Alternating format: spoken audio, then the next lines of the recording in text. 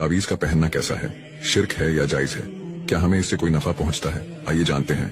तिरमिजी की हदीस में रसूल अल्लाह सल्लल्लाहु अलैहि वसल्लम ने फरमाया, जिसने कोई चीज लटकाई उसने शिर्क किया, और जिसने कोई चीज लटकाई अल्लाह उसको उसी के हवाले कर देता है। और अबू दाऊद की हदीस में अल्लाह के नबी फरमाते हैं, झाड़ फूंक, गंडा, तावीज ये सब शिर्क है। कुरान में कहीं नहीं लिखा कि आयतों को लिख कर लटकाओ, बल्कि अल्लाह के नबी ने हर चीज से बचने के लिए दुआ सिखाई और पढ़कर दम करने का हुक्म दिया, लेकिन लिख कर लटकाने का हुक्म हरगिज नहीं दिया। एक और हदीस में आता है, जिसने मैजिक यानी जादू किया उसने शिर्क किया, और जिसने तावीज लटकाया उसी पर सौंप दिया जाता है। कुछ लोग तावीज देकर बोलते हैं, इसको खोलना मत वरना उल्टा असर हो जाएगा। अक्सर वो जादू करे हुए तावीज होते हैं और उन पर जिन्नातों के नाम लिखे हुए होते हैं। अल्लाह कुरान में सूरह जुमर आयत 65 में फरमाता है, जो कोई अल्लाह के सिवा किसी और को शरीक करेगा तो वो शिर्क होगा और उसकी सारी नेकियां खत्म हो जाएंगी। मतलब अगर कोई मुस्लिम तावीज पहनता है वो अल्लाह पर नहीं बल्कि तावीज पर यकीन रखता है, और ये शिर्क है। और अल्लाह के यहाँ सब चीज की माफी हो सकती है सिवाय शिर्क करने के। हमें जब अल्लाह ने कुरान को पढ़ने और नमाज को अदा करने का हुक्म दिया तो हमें इससे क्या नफा पहुँचता है?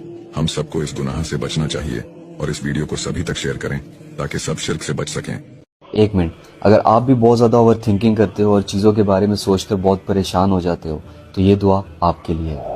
नबी करीम सल्लल्लाहु अलैहि वसल्लम ने इरशाद फरमाया कि जो शख्स सुबह 7 मरतबा और शाम को 7 मरतबा इन कलमात को पढ़ लेगा तो अल्लाह ताला उस शख्स की हर परेशानी में किफ़ायत फरमाएगा, बेशक उसने सच्चे दिल से पढ़ा हो या झूठे दिल से।